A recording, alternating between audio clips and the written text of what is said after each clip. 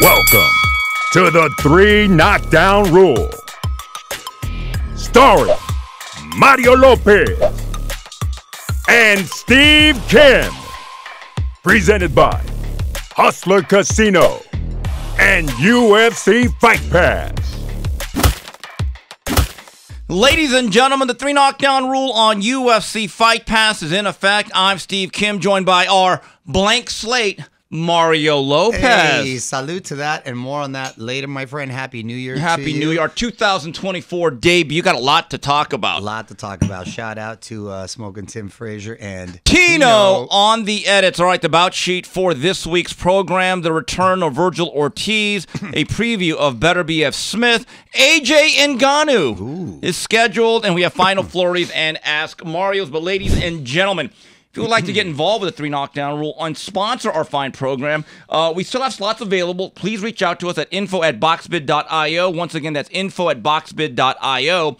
Boxbid.io is an online platform that is launching soon that helps public figures and professionals in the world of boxing get sponsorships. We are proudly working with Boxbid.io. And speaking of sponsors, we'd like to give a thank you to Hustler Casino, located just 15 minutes from downtown LA. If you love poker, now is the time to play their high-limit crystal room for a $50,000 total giveaway this holiday season. Come check them out. Round 1. And let's get this started from the Virgin Hotels in Las Vegas on the Zone. A junior middleweight bout at a catchweight of 156 was contested, and your winner by TKO in 1 is Vergil Ortiz over Fredrick Lawson. But Mario, real quickly, did Tony Weeks steal the show, but not really the fight? He did, and I'm so disappointed by that. And he's developing an unfortunate pattern here. And I'm disappointed for many reasons. Obviously, the poor kid didn't get a chance to really answer and maybe was just getting warmed up. Now mind you, Ortiz was starting to tee off and land some shots, but never did I think it was anywhere close to being stopped. Didn't even cross my mind. Not only that, you robbed Ortiz of some much-needed rounds in work that he could have used because he's been out of the ring how long now? First bout since summer of 2022. That's a long time. That's a long time. And you don't want to, it didn't even put in a full round. So I was disappointed for Ortiz. I was disappointed for his opponent. Disappointed for the fans. And what is Tony Weeks thinking? Now all this drama came out that he knew about the kid having a possible brain aneurysm, and then Eric Gomez from Golden Boy quickly debunked that. But it's gotten messy, and it was unnecessary, especially on the heels of the Barroso fight, which I know we're going to talk about next. But the whole thing just put a damper on what could have been a really fun night. In case you didn't know about the now-deleted Facebook message from referee Tony Weeks, this is what he wrote, and we can put it up there on the screen for our viewers. What the public didn't know, that prior to the fight, they did a brain scan on him, talking about Lawson, and it came up that he had an aneurysm, and they did a test again, and the same aneurysm came up, and another doctor was brought in and gave him the same examination, and he tested negative for the aneurysm. So they cleared him to fight. That's a bold statement, and one that can get a lot of people in trouble. And Tony Weeks has been in the game for a long time. I'm really surprised he mentioned that maybe he started to feel the heat and felt it was some sort of saving grace on his end. But do you think is there any validity, Kim? I don't believe there is. And I talked to someone that brought Lawson into the fight. They said, Steve, there was no issue. There was nothing grave about that fight. Look, we have to be honest about this. Fredrick Lawson was brought in for a reason. He was cannon fodder. He was not going to win. In fact, if Tony Weeks just steps back for 10 more seconds, then I think there may have been a valid stoppage. That fight was never going to go more than 2-3 rounds. Right, but that was one of the worst stoppages I've seen in a while. Yes, and because especially on the heels of what took place with Barroso, Rolly, Romero. And if you look at the social media outrage, he is now the modern-day Richard Steele. And I'll tell you what, I remember about Richard Steele. When Richard Steele stopped the Chavez-Taylor fight, there was outrage. But it really got bad after he stopped the first Razor Ruddock-Mike Tyson fight, and then he became a marked man. And in one of the one of the traditions of boxing from the early 90s all the way up until the time he stopped refereeing, every time they would announce a big fight, it'd be, and your referee for this bout, referee Richard Boo! You know what? Tony Weeks has now gotten to that stage. I'm going to push back a little bit as far as the Chavez-Taylor fight. I In know all you seriousness, are. you know I how know. I feel. First of all, it was a war, Kim, leading up to the 12th round. Huge difference. That's not a fair comparison at all. And he started... Meldrick Taylor was never the same individual after that. I don't disagree. So it was an accumulation. So I don't fault Richard at all. A lot of people, just because there was 2 seconds left, but we don't. Richard Steele didn't know that. Now, that being said, even the Tyson Ruddock fight, those are some big-ass heavyweights with some explosive punches. And I saw that, and it was questionable, but I didn't see outcry. I saw Razor Ruddock's eyes go back, and it was after some violent combinations that landed. Here we had none of that. We didn't have it go into the 12th round. Round one. That's what I'm saying. Round one. No accumulation of damage. No one even lathered up a sweat. It was such a... Oh, it was so unfortunate for, like I mentioned, all parties involved. Then why do I ask you, do you think Weeks even came out with a statement like that? And are his days numbered for big-time future matches? I think they should be, and I tweeted on Saturday night or either Sunday morning, I said it is now time for the likes of Harvey Dock, who I believe is the best young referee in the sport. Not just young, maybe best. I love his footwork.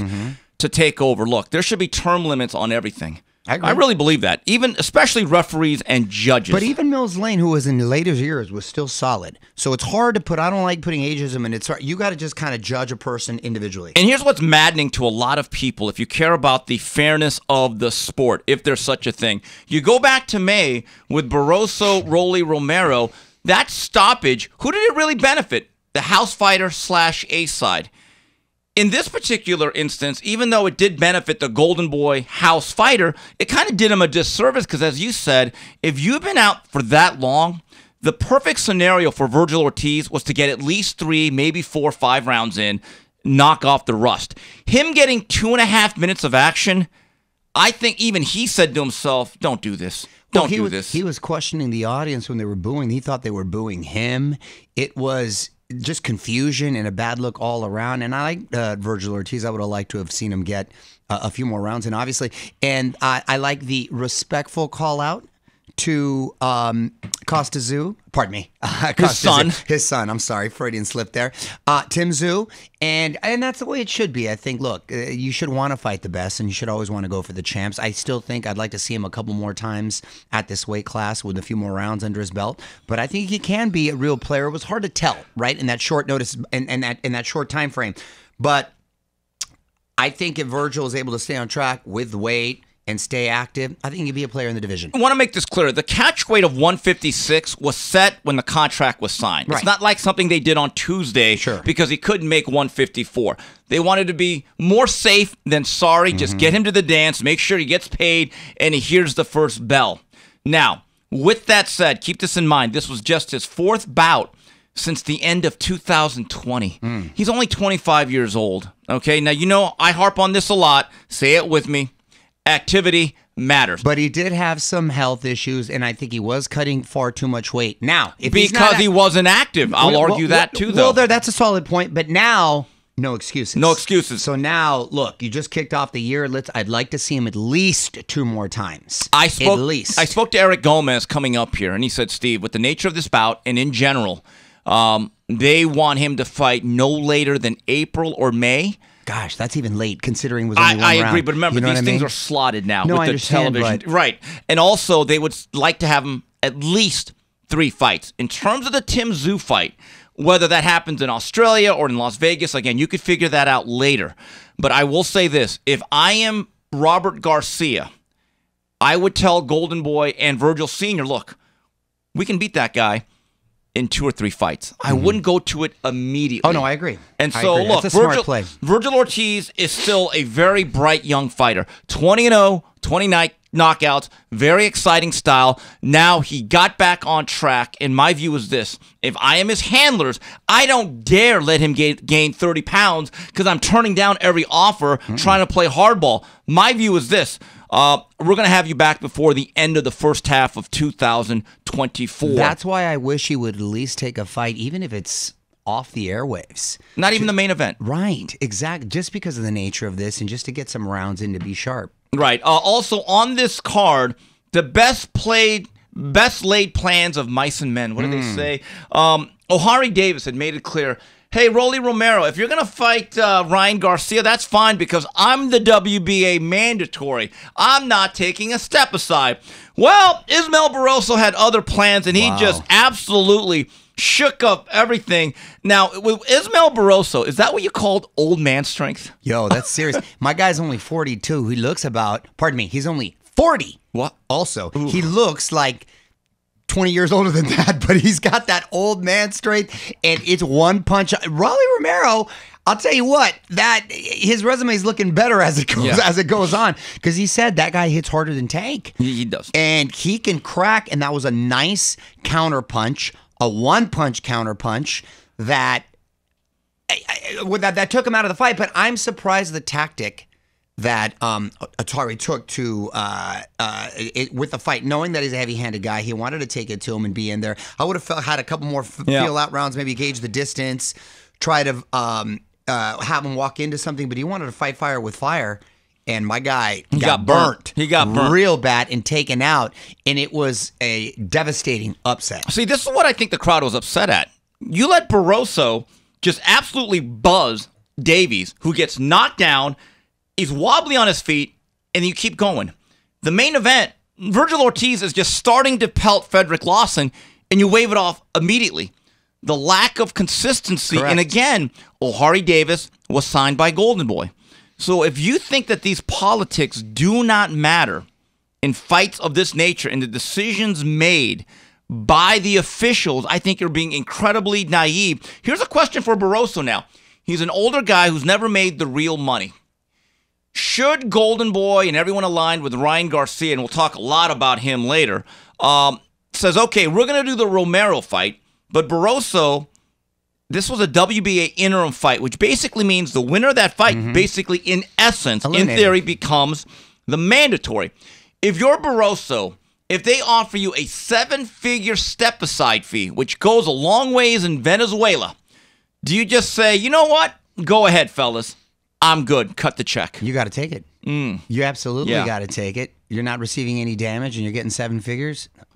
You'd be foolish not to, because be lucky if you make that much receiving damage. So here you get a payday and you're still guaranteed yet another fight. Give the body a rest, ready to go. Look, people are going to want to see him regardless, so it's going to be interesting to see. And I think regardless of what happens, let's assume the Garcia Rolly fight happens, whoever the winner is, I think Barroso's a live dog in that fight. Doesn't matter which opponent. Yeah, I'll say this. If it was O'Hari Davis as a younger guy, I respected the fact that he at least said, no step aside.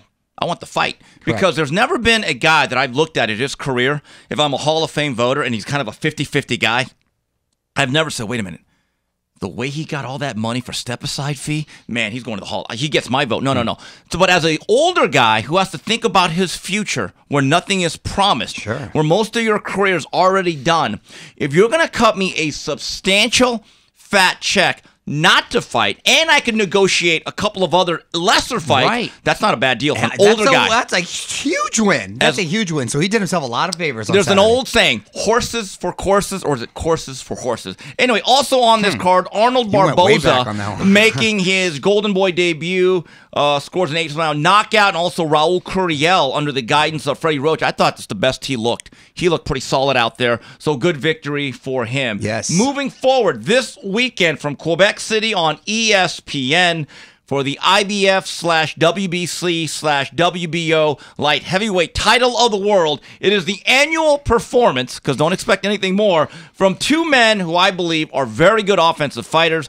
The human wrecking ball, Artur Beterbiev, defends his 3 belts against the dangerous, tall, lanky Callum Smith. Mario, last January, we saw Beterbiev have some issues with Anthony Yard. I just, in the back of my mind, I'm thinking he beat him down late, but he showed signs of physical slippage. Am I making too much out of that? Part of me wants to agree with you.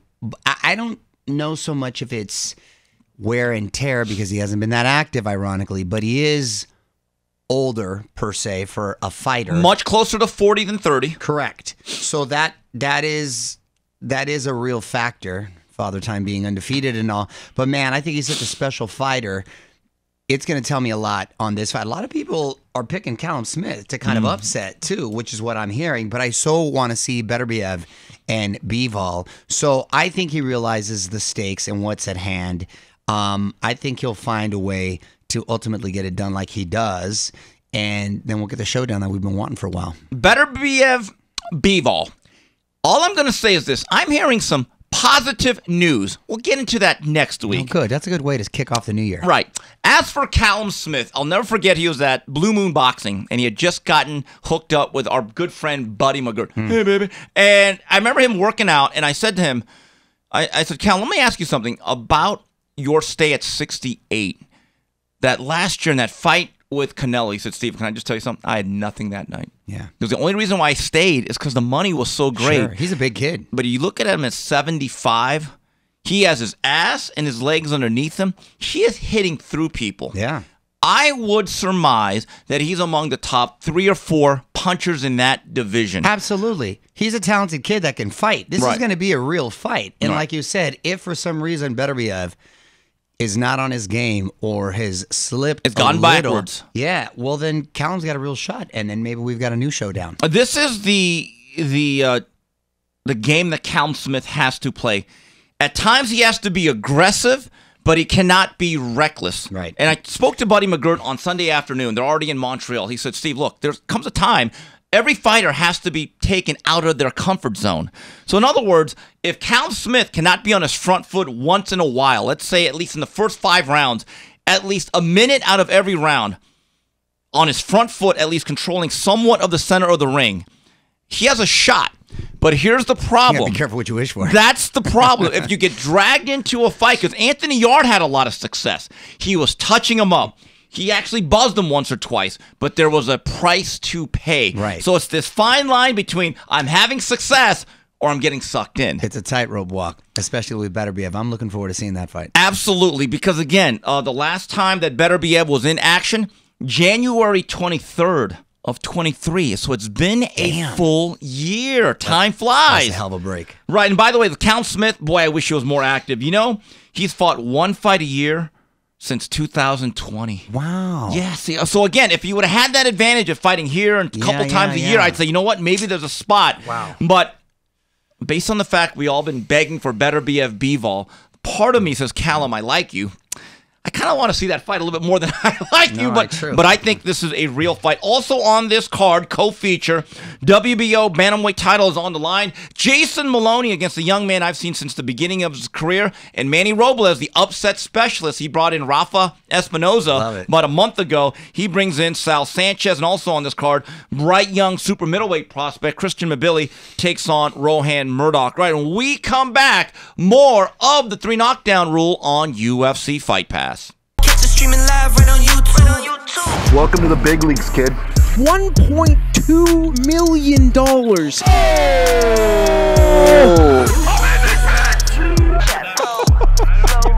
And I'm losing in this fucking game. What the fuck? There's a 400K flip. If I win by the way, you get 10 grand. Fucking straddle! For my fans! Why? I read it twice! Wow. All in a call. I'm not fucking leaving! Raise it up.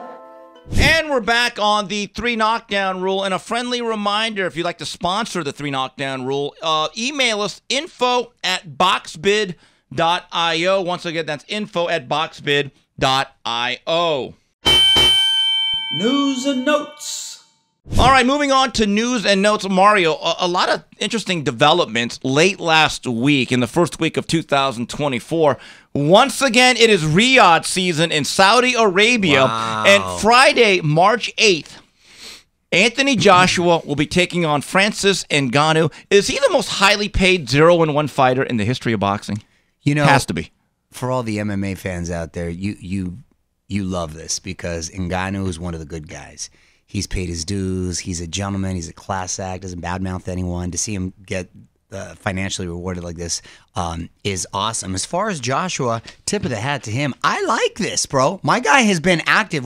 Activity was a theme. Fourth this last fight in year. 11 months. 4 fights in 11 months for a heavyweight. That's huge. This is going to be the sharpest we've seen him. I think he is going to be well prepared, not take it lightly like Fury did. And I believe Joshua will stop Ngannou. And I think when he does, I think it'll drum up a lot of interest for the Fury-Usyk winner.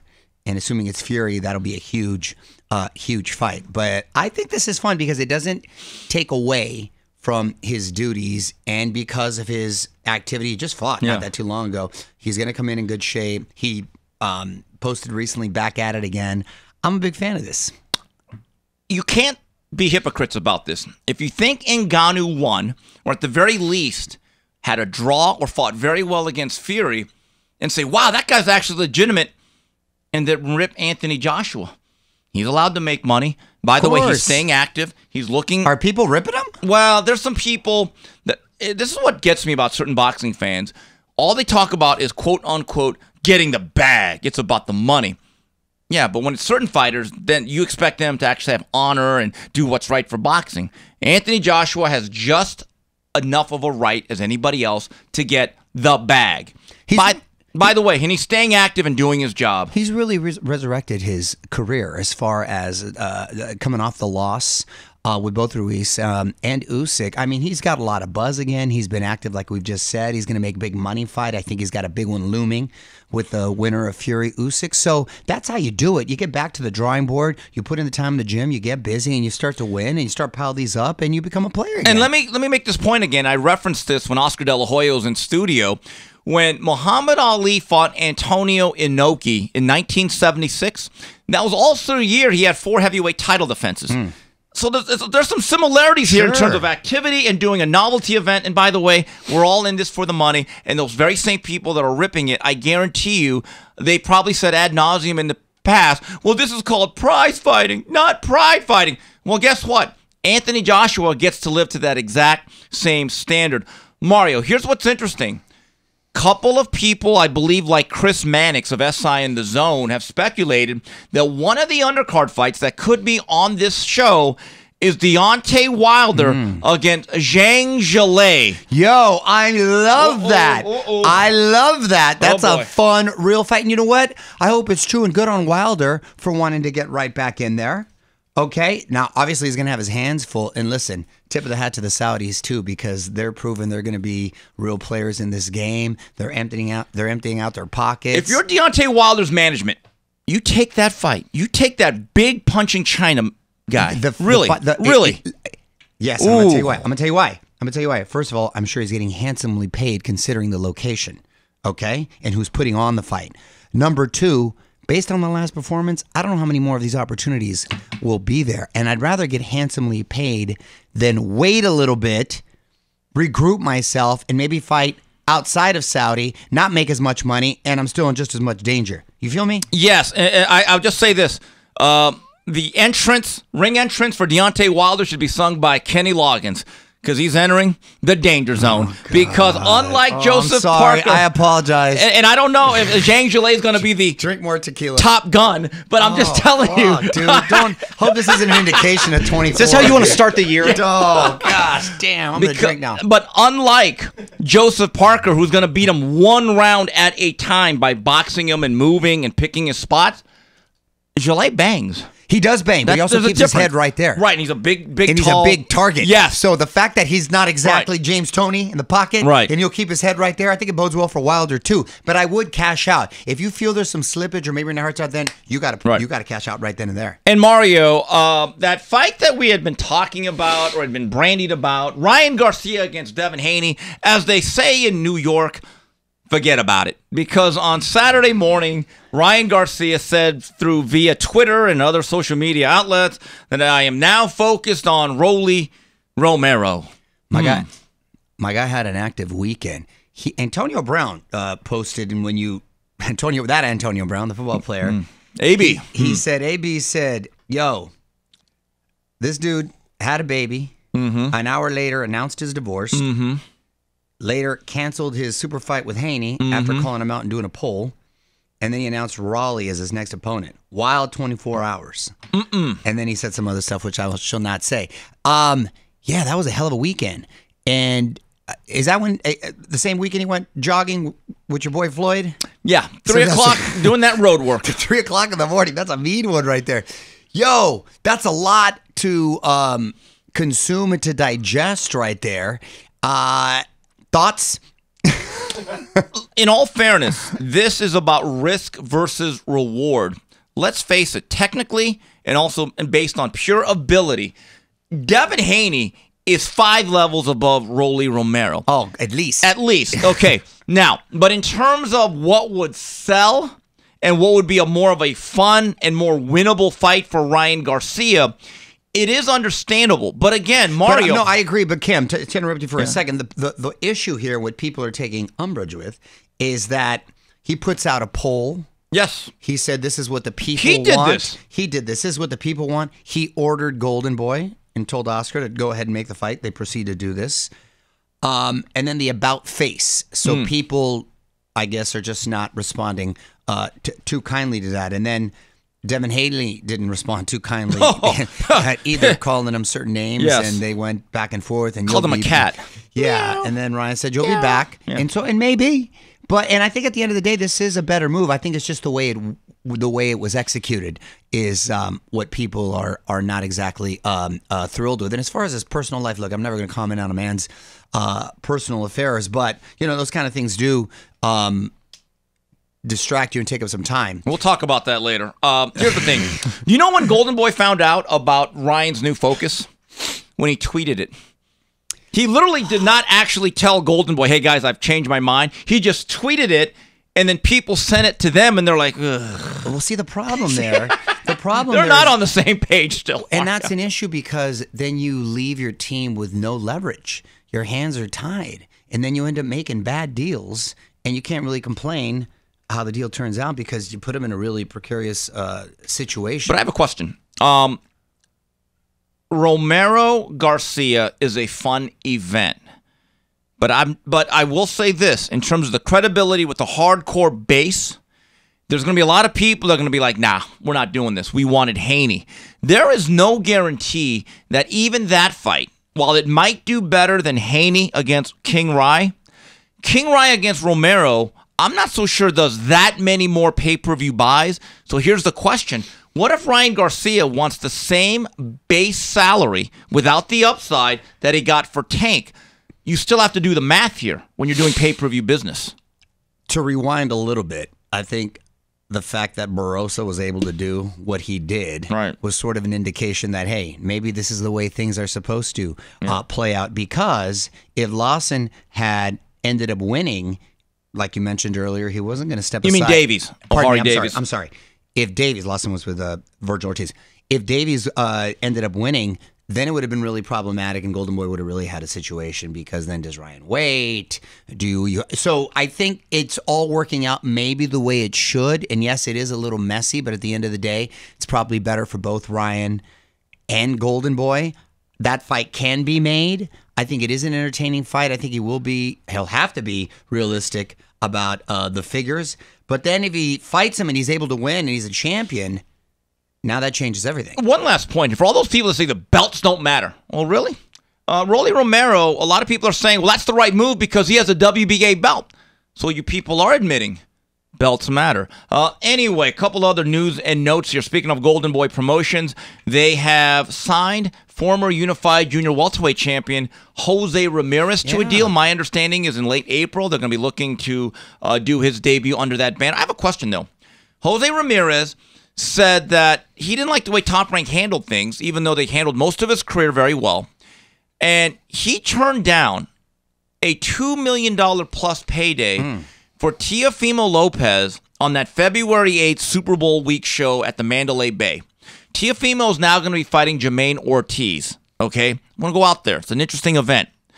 And Jose is saying, well, no, wait a minute. I was supposed to do that fight on Heisman weekend on December 7th, and that's why I didn't do it. Wait a minute. Again, I don't like the inactivity. I don't like the delay. I don't always agree with how Teofimo Lopez does his fights or his lack of frequency inside the ring.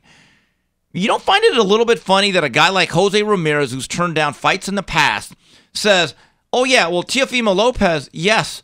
December 7th. February 8th? Nah. That one meme of Drake. Yeah. Right. Very good. Modern reference. Thank good you. for you. I'm proud of you. What's the difference? I'm surprised to hear that. I don't know if there was more to it because from his history, he's a pretty stand-up guy. And he's turned down 3 title shots in the last 2 years. I don't know. I don't. Well, maybe that's more of an indication that he possibly has one foot out the door. He's only looking for particular fights. He's had a $2 million though. No, I know. That's what I'm saying. He's had a nice little career. That figure is surprising that he turned down because I'd be very surprised if he makes that much in this next one. So who knows? Maybe they dangled a certain carrot, and we'll see how it works out. But that would have been. There is a guy by the name of Ryan Garcia who theoretically you are now a stablemate of. Maybe that is the big play here down the line. You know what? That'd be a fun fight, and that'd be a good fight. So, okay, like if it's something like that, then I wouldn't fault him because that makes a lot of sense. And less dangerous. Yes, the Ring Magazine 2023 Fighter of the Year, it was announced, is the Monster Inoue. They agreed with me. Yes, so bonsai to that. And Mario, I want to say one thing, a personal note here. Last week we were not on, so we could not talk about it. My condolences and a rest in peace to a man that really taught me a lot about the game of boxing. I've probably known him for all the years that I covered the sport. I've known him for about at least almost 30 years. Cameron Duncan. Yes. He's the guy that discovered Terrence Crawford. Kelly Pavlik. Inoue. Diego Corrales. Kelly Pavlik. Stephen Luevino. Terrence Crawford. Great eye for talent. The best bird dog in the business. I know he'd been in ill health. I spoke to him a couple of weeks ago. And I think a while ago he had made his peace with the Lord. He understood his fate. And it just felt like he kind of knew. But I do want to say this about Cameron. He loved the game of boxing. He did a lot of great things. Old school guy. And he made an unbelievable contribution to the sport. And I want to personally thank him for all the contributions that he made to my job and to my career. I mean, we literally must have spent thousands of hours. He was in his mid-60s, and he had pancreatic cancer. He had been in ill health, and I know that he helped me personally and professionally, and I want to thank him, and my condolences to his family. Yeah, God bless him and his family. Yeah, one of the good guys there. And on a lighter note, let's move on to the Ask Mario segment of this question. Here's one from Jason Boogie Nava. And he says, guys, this is kind of rhetorical, but how stacked is junior welterweight? Ryan Roley aren't even top 10. You're the boxing czar. Who do you match up next? You know, that's a good point. Roley and Romero, they're not actually top 10. You know, in the Ring Magazine ratings, which I believe are the gold standard, you know, despite being a belt holder, Romero is one of the very few fighters I've ever seen that's actually a major belt holder, not in their top 10. I was thinking about this. Is he the least accomplished champion in the history of the sport? Is that fair to say? Maybe the guy that Janibek just fought that had a belt, Gino Gualtieri. So those two guys really are like in this ignominious list. Not exactly a Hall of Fame you want to be on, to be honest with you. Yeah, it's so funny, and the fact that he's lined up or potentially lined up to fight Ryan too. That's a fun fight. That's a fun fight. But was there a question initially? Well, no, just like who would you match up in the top 10? Look, Devin Haney's there. Right. Teofimo's there. Jose Ramirez is still a marketable, well-known name. Arnold Barboza brings a good, solid style. Yeah. As Larry Merchant really been making says, noise. Fights make fights. Let's get some activity going. Let's not fixate on just one or two fights. Let's make a lot of fights and let the best man come out on top. Here's one from Carl Brandt. And guys, let's put this on the big screen here. He says, for the show tomorrow, could you do a split screen showing 50-year-old Mario Lopez's face versus allegedly 40-year-old Ismael Barroso's face? You must moisturize. Dude, I see the thing. That's cold as ice. That's cold as ice. Barroso's a handsome guy. Ruggedly handsome. Yeah, he's ruggedly handsome. God bless him right there. Hey, and thanks, Carl. Oil Olay? Aloe vera player. Aloe vera. Not Noxzema. Aloe vera and tequila. That'll do it. Noxzema. And here's another one from Carl Brandt. Vergil Ortiz versus Tim Tszyu. Who wins if the fight is made in 2025 and Vergil goes down under to Oz? Well, I think Vergil definitely needs 2 fights, maybe even 3. Yes. I think to be really really prepared for that fight. And the thing is about Tszyu, he's looked better every time out as well. It's like activity matters. I think that's a hell of a fight. I think it could be very much a pick'em fight if both continue in the same trajectory, and because obviously Tzew's comfortable in that weight class, so it's a close fight. I really like that fight. That could be a mega fight right now, based on recent activity and development and how good he's looked. I would make Tim Tszyu a 60-40 favorite, but again, that's flexible, very flexible. Sure, in a year from now, I can go 50-50. We saw 2 minutes of activity, right? Right. So geez. Just the way Tim Tszyu can now control things with this front side. Right. He's actually getting a little bit more elusive, and he's becoming he can crack. And again, he's the natural 54-pounder. Mm-hmm. Keep that in mind. Here's one from David. Very interesting question here. Mario, when I first considered the Saudi boxing takeover, I didn't love it. Taking fights away from our stadiums, making changes to our traditions, I didn't love it. However, as time has gone by, my mind is changing. If they can make the big fights and the cards happen, why not? Your view. David, I agree with you 100%, and I too felt the same way. I don't like when they leave the States. However, the fact that they are, you have to realize, first of all, these are the richest families in the world. I know we've got our by Bezos far, and Musk, by the way, but not. I mean, this is like real wealth. It's in the ground. It's never going anywhere. Like endless resources. So the fact that they are all in on boxing, or it's looking like they're wanting to get all in, that's just a blessing for the sport and anyone who is a fan. Because like I said, they don't have to worry about hitting certain pay-per-view numbers, or they don't have to worry about gate revenue. These guys, it's just all about attracting tourism and raising the awareness level that Saudi's may be a place you want to go, want to visit. And I think that's awesome because they don't have to deal with any particular rights. So you're able to make these fights. The fact that we're going to get a fun fight like Joshua and Ngannou, and hopefully Wilder and Zhang, that's awesome. You think we would have that here? So no. So I'm all for the Saudis, and God bless them, and I hope they continue to dip their toe and dive right into the boxing pool. Can we be honest? Without them, Beterviev Bivol would not be a real possibility. We're getting UFC-type matchups now. And let That's me just awesome. say this. As someone who for 20 years has been able to have more guts, more balls, more intelligence than most people covering the sport, I'm just going to give myself... No, I'm just being honest. Because I know I say that, but let me say that. But here's the thing. I've spoken about this, how boxing needs to do a better job of putting on more fights, working together, not letting network deals stifle other ones, also creating local markets. Yeah, but hold on, pause. And I agree with you. We both have been saying that. I've spoken about it, and here's the problem, though, Kim. Not justifying there, but a lot of times their hands are tied because of networks, have you, and the money's not there. Right, but also the selfishness of the power brokers and the fact that I'm telling you, I've written about it way back in my days at Max Boxing. We should not be going to casinos every single time. Go to the big cities. Actually create local and regional ticket draws and attractions. They've done none of that. And when Dana White... They used to. Well, okay, about 50 years ago. No, that's what I'm saying. So there's no reason why they can't, is what I'm saying. When Dana White said, well, boxing treats everything like a going out of sale business, you're right. So I don't care who takes it over at this point. It is not my job to fix it until you make me the commissioner of boxing. I no longer care about saving the sport. I cover the sport. And if you people have a problem with this, then you know what?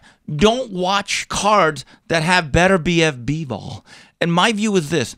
You had 30, 40 years to get this thing right and not screw up the business where someone could actually do this. Guess what, guys? You failed. And now we need some help. And those good people of Saudi Arabia are making the fights that because it is about the fights, is it not? That's what it is at the end of the day. I have no problem to it. And you know what? We should be appreciative. Right. And here's a question from Clay Stevenson at Glitter Road, a good fan of ours. Hey, Mario, were you at Oscar's house warming party in Nevada? He seems very serious about expanding Golden Boy to Vegas. Mario, I saw an interview, very good one from Marcos Villegas of Fight Hub, and Oscar talked about moving his operations down there, building an office, building his version of the Apex, and building this thing out in the 702. What has he told you?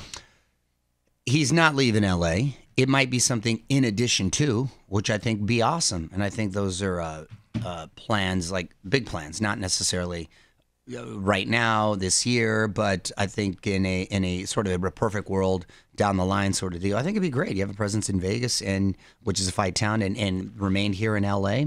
I think it'd be awesome. I love the concept of having his own Apex, because certain times you just got to get fighters, fights, and wins, and they're not going to sell tickets. They don't certainly fit. And I like Dana just says, look, you want to get to work, we have an Apex, build your career, and then you'll get to bigger events. That's the way it should be. Here's one from Yo Mama Sancho, the only Sanch. Ask that Latinx sympathizer, Mario Lopez Viva. Stupid. Does he ever see La Raza supporting Ryan Garcia the way they do other fighters? Well, I mean, I can't speak for people. And look, I think at the end of the day, it's all about you fighting and how you fight. And I will say this, the thing I like prior to this latest call out, I told you I gave Ryan props because he wants the smoke. He was calling out for Tank. Or what's what I'm saying, prior to this. But at the time, right, I said he wanted Tank, campaigned for Tank, got the fight, and went out there and didn't fight scared. Yes, he got stopped, but he fought with balls like he was trying to win. I like that, and I respect that. Same thing with Haney. I thought he was going out there. Now, look, just recent developments, whatever. I don't know who got in his ear. But the fact that I think he at least wants these fights. In the times I've seen him, he's not out there stinking up the joint. Yes, he has his deficiencies and things he needs to work on, but at least he's out there. I'd rather have somebody go out there and want to fight with balls, and maybe they get taken out. That's why I liked Amir Khan, and he was fun to watch fight. Say what you will about him, but he always came to want to throw chingazos. Am I right? Yeah, there was a roller coaster effect. It was kind of like a sports car without brakes going downhill. That's fun to watch. And then there's an entertainment value to that. Yes. I love Bill Haney. Not only did he get into it with Bernard Hopkins at the fight. Dude, Bernard Hopkins told him to go to the bathroom. Yeah, I thought Bernard Hopkins got. Yeah, he went back to the cell block of Graterford Institute. But then I love the fact that Bill Haney got his Kid Frost on. He's asking all the Mexicans. Yeah, a la raza. Yeah, the La Raza, and all the Mexicans like, nah. Well, Bill Haney and Devin, they made their bones in Tijuana. Yes, so they they did. got a lot of fights in Tijuana, so he knows about La Raza right there. So I tip my hat to him. But That I guy's do played his think dues. what he did this weekend, doing the about face, does not help his cause, not only with hardcore Mexican fans, but the hardcore general fans all across the world. Look, Rolly Romero, to me, he's okay. He's a very, very bright, colorful character, except I don't think he could fight all that much. So, again, it is what it is. Final flurries. And speaking of Ryan Garcia, you know, Mario, there's been some historic achievements in sports, like Joe DiMaggio's 58-game hitting streak, Eric Dickerson, 1984, 2,105 rushing yards, Cal Ripken's longevity of just every day just being there. I don't know how many games. I don't think I've ever seen a guy who, within an hour, welcomes a newborn into the world, and then, I don't know if maybe the roles are reversed, then announces his divorce. Wow, historic. Cold as ice. Historic, man. I mean, unless that baby came out looking completely like another individual that The is mailman. not you, looking like the mailman.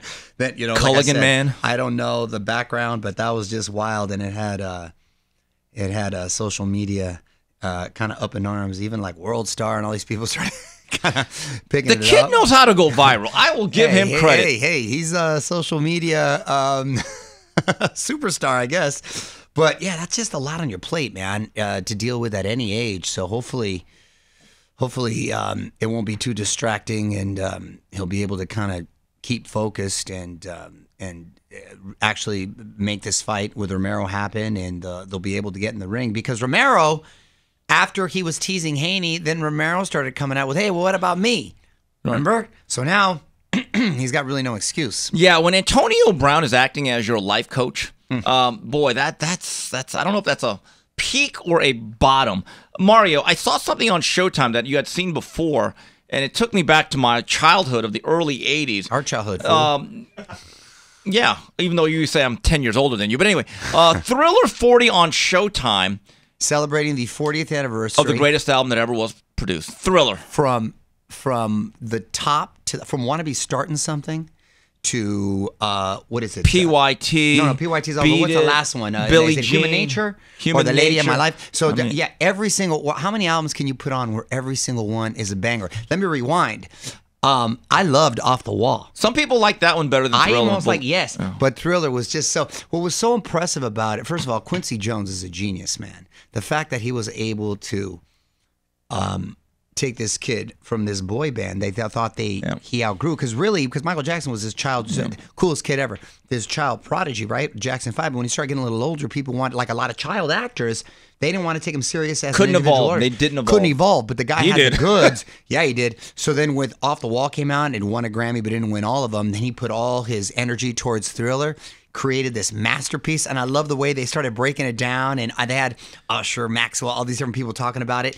It was awesome. And that guy wrote his own songs. Yeah, and wow.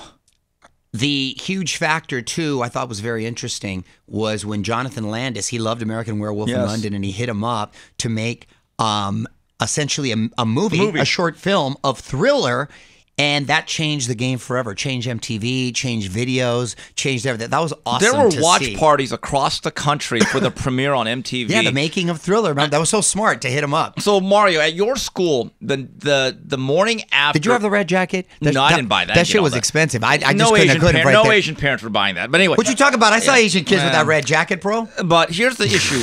The thing. The day after Michael did the moonwalk on the Motown Awards. I remember that. Was at Pasadena Civic Auditorium. I remember that. Was every kid in your school trying to do the moonwalk? Because my school, Meadows Elementary in Valencia, that school's like 99.999 white.